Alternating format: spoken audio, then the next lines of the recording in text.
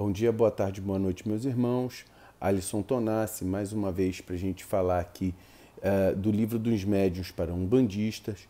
Hoje nós vamos estar no capítulo 2 da segunda parte, falando das manifestações físicas. É importante a gente ter noção de como essas manifestações físicas se classificam. A gente tem uma classificação que é das manifestações espontâneas, aquelas em que existe um médium, mas o espírito não está se comunicando diretamente com esse médium. E existe as manifestações provocadas. Então, as manifestações provocadas são aquelas que existe uma vontade do médium de provocar as manifestações físicas. Essas manifestações físicas, quando Kardec começou a observar, ele começou vendo determinados processos que existiam na Europa de mesas que se movimentavam, de pancadas que se davam nessas mesas, elas flutuavam, elas giravam, mas isso não se aplica só às mesas girantes que Kardec estudou.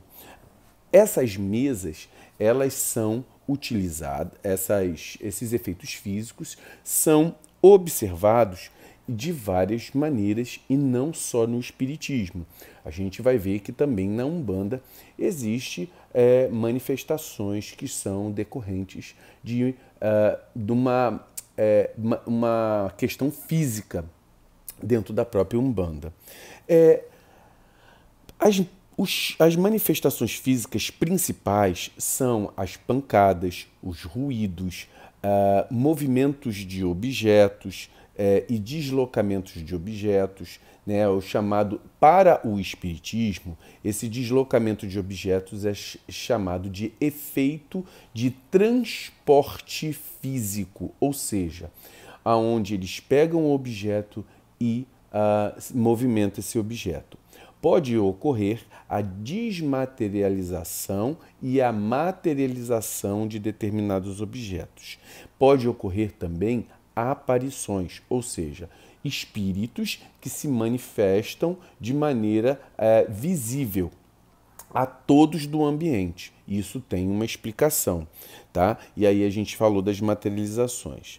É importante que a gente tenha noção que essas manifestações físicas, elas têm que necessariamente haver um médium doador de fluidos para manifestação física, ou seja, um médium de efeitos físicos. Não havendo um médium de doador de fluidos, de ectoplasma, médium de efeito físico, não haverá manifestações. Então, isso é muito importante, porque muitas vezes a gente vai falar de casas que são assombradas, que lá porta fecha, objeto cai no chão, você escuta sons no ambiente, luzes que acendem e apagam.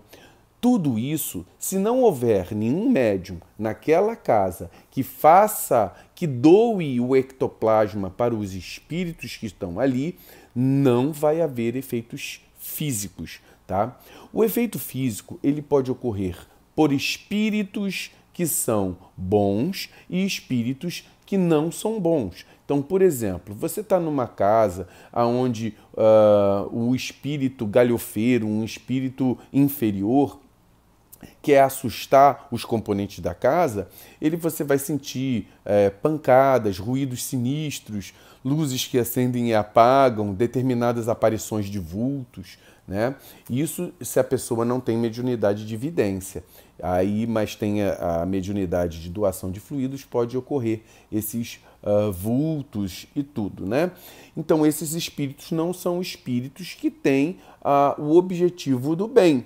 E então eles usam de maneira equivocada a força e a energia do médium.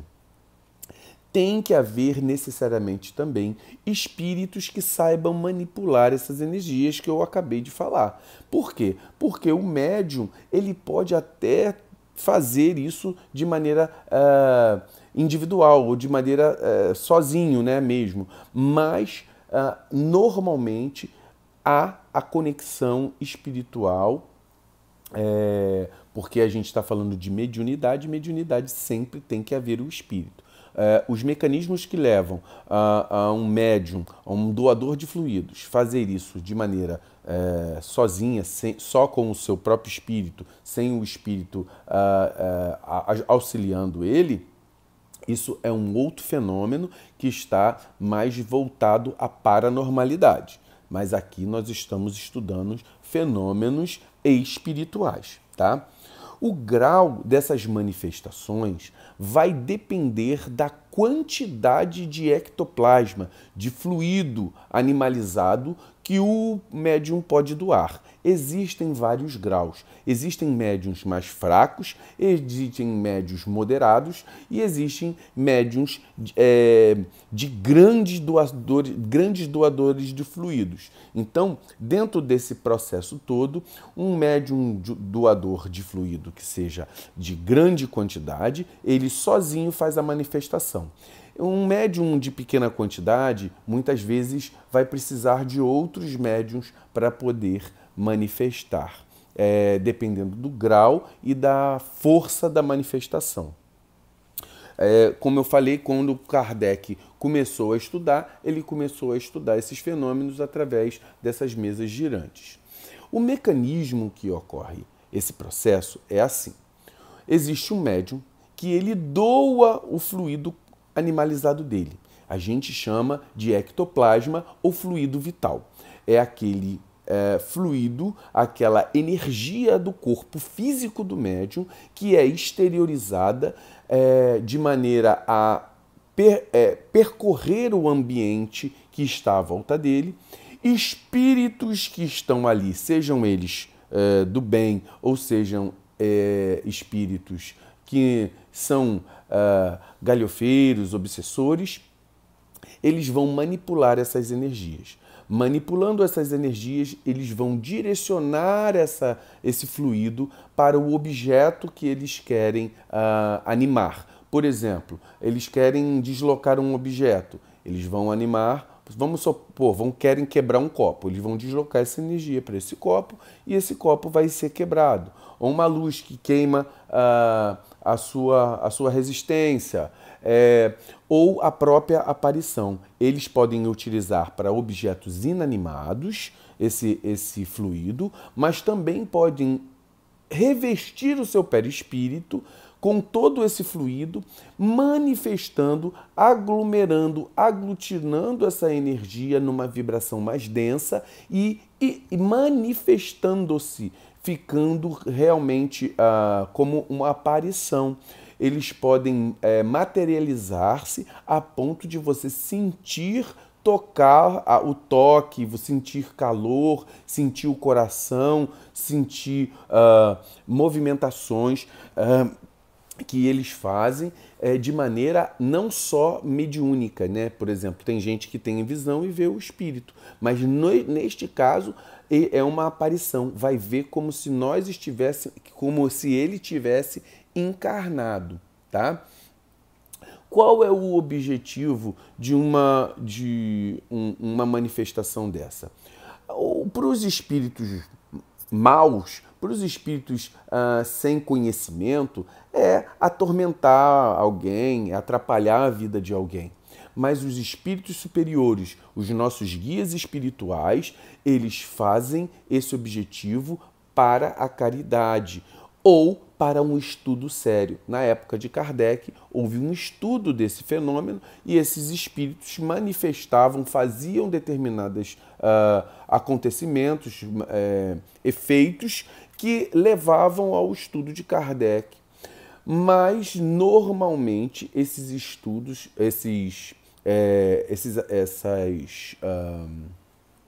essas manifestações, elas servem para algum objetivo para a caridade. Hoje, nós temos principalmente os médiuns doadores de fluido que realizam essas manifestações migraram dos efeitos físicos de materializações, de pancadas, de movimentos, para o trabalho de cura. Porque no trabalho de cura, a doação do ectoplasma vai manipular diretamente a matéria do corpo daquele paciente, daquela pessoa que está precisando de um auxílio, de um bálsamo, de um remédio. A espiritualidade vai pegar a energia do médium, vai pegar os remédios da natureza, concentrá-los nesse fluido energético e transmitir para aquela pessoa que está precisando do auxílio. Então, basicamente, é assim que funciona. Os efeitos físicos, eles podem ocorrer de maneira espontânea ou provocada e eles são feitos para a caridade. Claro que o médium que não é um médium controlado, ele pode fazer essa doação para os espíritos obsessores. E médiuns que são controlados, médiuns que são firmes nas suas manifestações, eles vão saber doar para espíritos que têm o objetivo de fazer a caridade. Na nossa Umbanda, nós percebemos que nossos guias espirituais são espíritos manipuladores das energias. Eles manipulam tanto as energias da natureza, quanto também manipulam as energias do médium. Eles se conectam diretamente com os médiums de Umbanda através dos chakras e eles manipulam essas energias. Eles pegam o ectoplasma do médium e através, por exemplo, de um elemento, vamos colocar um charuto, um cigarro, um cachimbo, e eles vaporizam aqueles elementos com o ectoplasma para trabalhar a cura, trabalhar o reequilíbrio energético, trabalhar dentro da caridade e da lei de Umbanda. Fazendo uso do marafo, fazendo uso do ectoplasma, o bioplasma, o ectoplasma das plantas, das frutas, das raízes, eles também manipulam essas energias, podem manipular a energia do fogo, da água, da terra, do ar.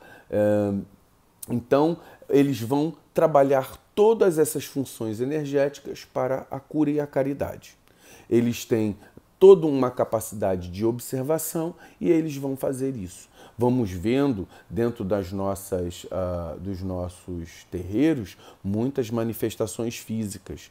De repente, muitas vezes manifestações pequenas. É uma chama de uma vela que aumenta e diminui, dependendo da necessidade. É um copo de água que fica cheio de bolhas e energia ali dentro, fazendo com que o oxigênio daquela água seja dispersado. Por exemplo, você perceber a perceptividade da energia do guia, ou até as manifestações, por exemplo, de sons e determinados acontecimentos físicos dentro do nosso terreiro. Muitas vezes, isso acontece muito dentro no terreiro, manifestação física, numa guia que, por exemplo, pode arrebentar. Por quê? Porque o guia e a energia é utilizada do médium para dispersar a energia negativa numa guia que arrebenta, numa vela que aumenta a sua chama ou se direciona para um lado ou para o outro, numa água que borbulha. Então, numa água que muda de cor, muitas vezes ocorre. Eu já tive casos e conheci casos de formar-se raízes dentro de garrafas de água, transformando aquela água em remédio para as pessoas que precisam. Então, dentro da nossa Umbanda tem muito isso e a gente sabe, cada um vai conhecer um caso aí. Muito axé, meus irmãos.